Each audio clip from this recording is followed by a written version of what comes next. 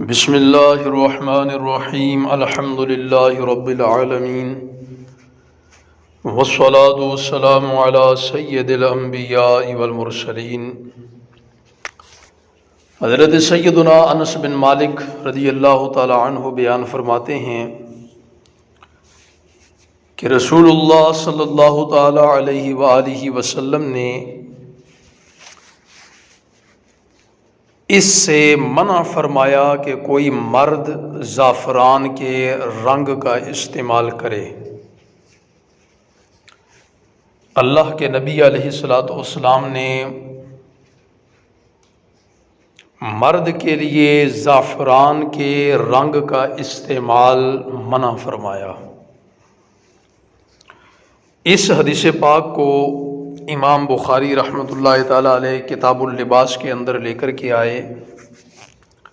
کہ مرد حضرات جو ہیں وہ زعفرانی رنگ کا لباس استعمال نہ کریں۔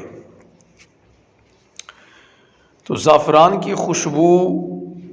کا استعمال مردوں کے لیے ناجائز ہے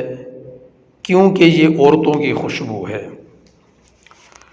اور مردوں کو عورتوں کی مشابہت سے منع کیا گیا اور عورتوں کو مردوں کی مشابہت سے منع کیا گیا۔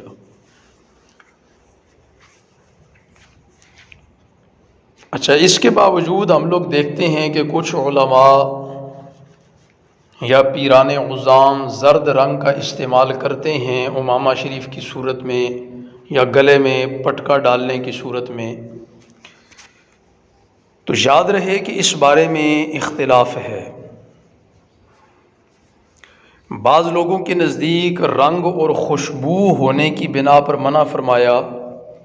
کیونکہ رنگ دار خوشبو عورتوں کے لیے ہے،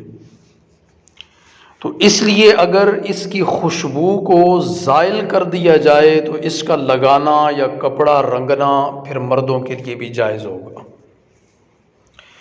امام الشافعی رحمۃ اللہ تعالی علیہ اور احناف کے نزدیک زعفران سے کپڑے رنگنا جائز نہیں، لیکن امام مالک اور بعض دوسرے علماء کے نزدیک یہ ممانعت صرف احرام باندھنے والوں کے لیے خاص ہے۔ اور حضرت سیدنا عبداللہ ابن عمر رضی اللہ تعالی عنہما کی بخاری شریف میں ایک روایت ہے،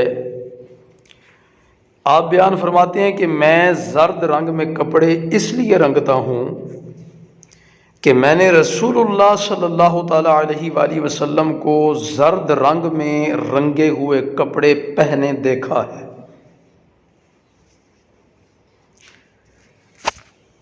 تو اس بارے میں اختلاف ہے۔ جو لوگ استعمال کرتے ہیں زعفرانی رنگ، اگر وہ زینت کے طور پر ہو اور خوشبو کے طور پر ہو تو پھر وہ صحیح نہ ہوگا، اور اگر وہ خوشبو کے طور پر یا زینت کے طور پر نہ ہو اور صرف ایک زرد رنگ یا زعفرانی رنگ ہو تو پھر اس صورت میں حضرت عبداللہ بن عمر رضی اللہ تعالی عنہما والی حدیث پاک دلیل ہے کہ زرد رنگ مرد استعمال کر سکتے ہیں، لیکن خالصتاً زعفرانی رنگ کو جو کہ خوشبو کے لیے استعمال کیا جا رہا ہو، بطور زینت استعمال کیا جا رہا ہو، تو پھر بلا شک و شبہ مرد کے لیے اس کا استعمال کرنا صحیح نہیں ہے، درست نہیں ہے، اس سے منع کیا گیا ہے اور اس سے بچنا بہتر ہے۔ اللہ رب العزت سمجھنے کی توفیق عطا فرمائے۔